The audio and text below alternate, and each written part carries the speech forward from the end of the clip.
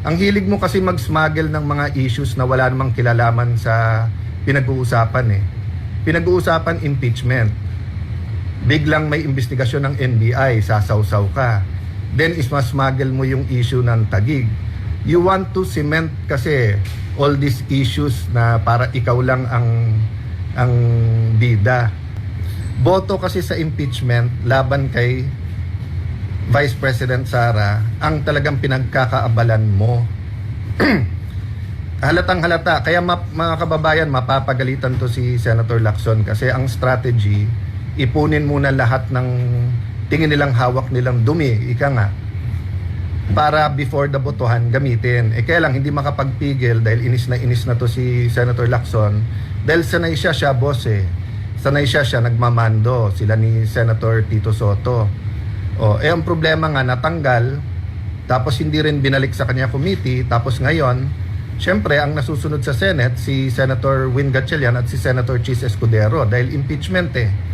So, nahihirapan siya. Tapos, proxy niya sana si Senator Erwin, kaya pinagsasalita niya. Ang problema, syempre, natamaan din yung moral ascendancy ni Senator Erwin kasi nalalaman din yung mga connection niya dyan, di ba?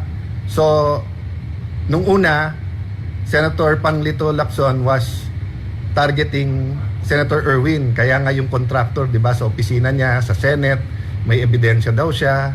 Senator na, sa iba naman nanggaling to, yung sinabi Senator na may party list, na may mga problema din yung mga kontrata and everything. Pero nung naging bata na niya at nauutusan na niya, kampi-kampi na, di ba? So, nung May 11 na pumayag ako sa grupo na ako ang kandidato ng Senate President, we were really hoping na priority yung moral recovery natin, economic recovery natin, a fair impeachment, tapos finding a way forward with the administration kung paano ayusin tong flood control problem, yung repentance, reform, accountability. Ang problema, hindi papayag si Senator Lacson na hindi siya boss.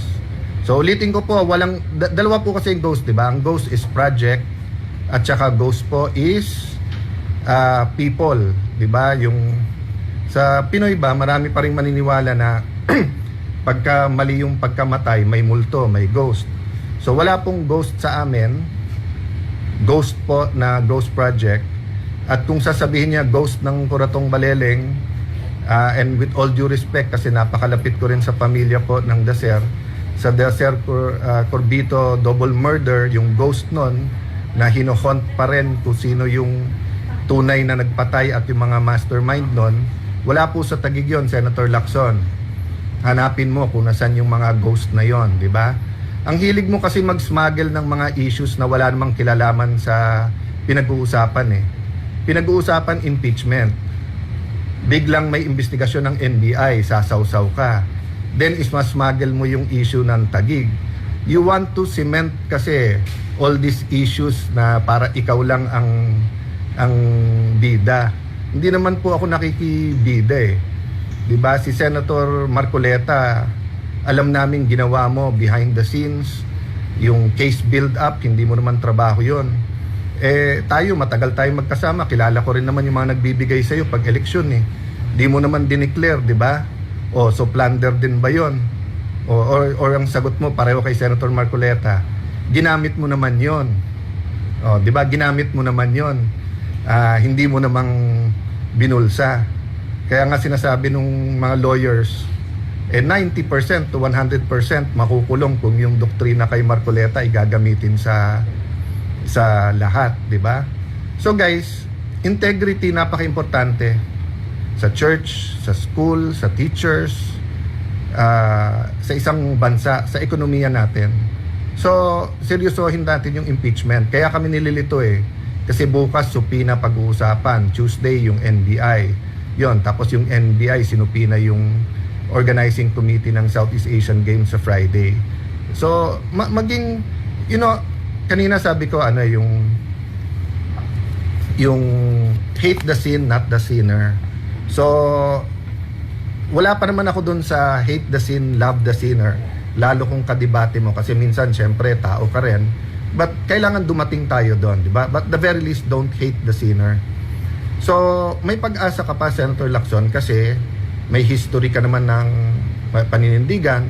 Tapos, alam mo naman sinong mastermind, alam mo naman saan napunta yung pera.